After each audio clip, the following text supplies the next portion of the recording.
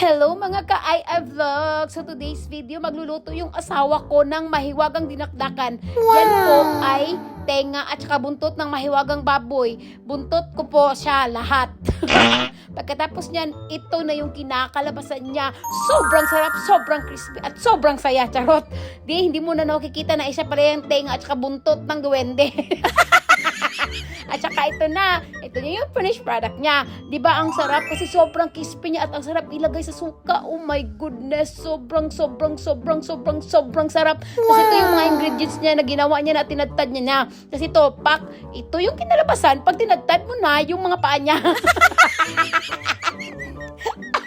Ito na yung kinalabasan, best, kasi tinadtad siya na maliit at sobrang liit. Tapos yan na siya. Tapos nagpicture siya sa labas. Pagkatapos dyan, best, ito na. Ito yung sili. Kasi mas masarap paglagyan ng sili, best. Kasi masarap talaga siya, best. Kasi maanghang. Okay. Masarap talaga maanghang. O, gang, tabunan mo yung itlog mo dyan. Baka masali. Sabi ko sa kanya, gang, huwag mo lagyan ng maraming sili, gang. Kasi pag maraming sili, sobrang anghang. Pero ayaw niya makinig sa akin kasi gusto niya talaga malagyan ng maraming sili. Kasi para mas masarap daw. Kasi pag maraming sili, maanghang. Sabi ko, gang, wag mo lagyan ng marami, gang, kasi anghang na yung puwet natin yan. Hindi na tayo makakaano niyan. Alam mo na yung almoranis. Tapos ito na, ito yung tinadtad at sinap niyang mga onions at saka, ginger. Yan po, tinadtad niya ng maliit-liit katulad ng pagtadtad niya sa'yo, charot. Okay.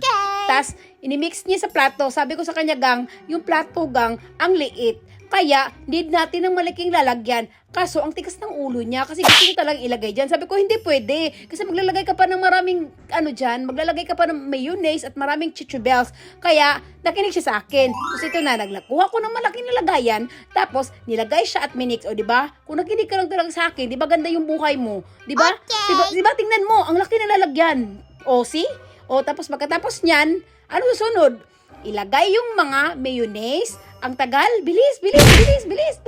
O, ito na, nilagay niya na yung mayonnaise. Kaso, siya, hindi ko alam kasi hindi, yung mayonnaise ito, hindi katulad ng mayonnaise natin na sobrang sarap. Para lang siyang mayonnaise. Ito na siya, best. Tingnan niyo, best. Ito yung exciting part, best. Sobrang, yun, takam talaga ako dyan kasi, oh my God, sa tingin ko pa lang ang sarap na. Wow. Sobra talaga yung sarap, best. Ito yung, ang tawag daw nila nito is, dinakdakan. Hindi ko alam kung bakit dinakdakan. Hindi naman siya dinakdakan. Hindi naman siya. Ako lang naman yung talak dito. Pero best, sobrang sarap niya.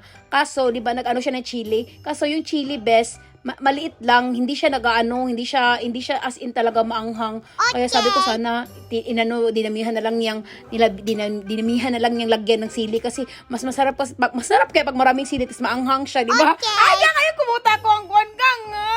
Tapos ito na yung see? Wala pa mali siya nalagyan ng sili.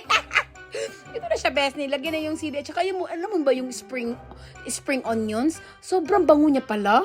As in, ngayon ko lang napagtanto na nung minix na dyan katulad kasama ng yan, nasa video na yan. What? Sobrang nagbibigay talaga siya ng aroma. Okay. As in, legit, sobrang bango. Tas, yun nga, akala ko mas maanghang siya, pero hindi pala siya maanghang. Pero, best, masarap talaga siya at saka legit talaga na masarap, promise. Kasi alam mo ba, pagkatapos niyang i-mix lahat, ay, abay, tinikman naman eh. Wow! Alam mo, bes. Pagkatapos niyang tinikman, bes, huwag kayong maingay, ha? Ha? Huwag kayong maingay. Pagkatapos na tinikman, siya din yung tinikman ko. Ah! Sarap, gang. Mas masarap kapag gang. I love you. Bye-bye!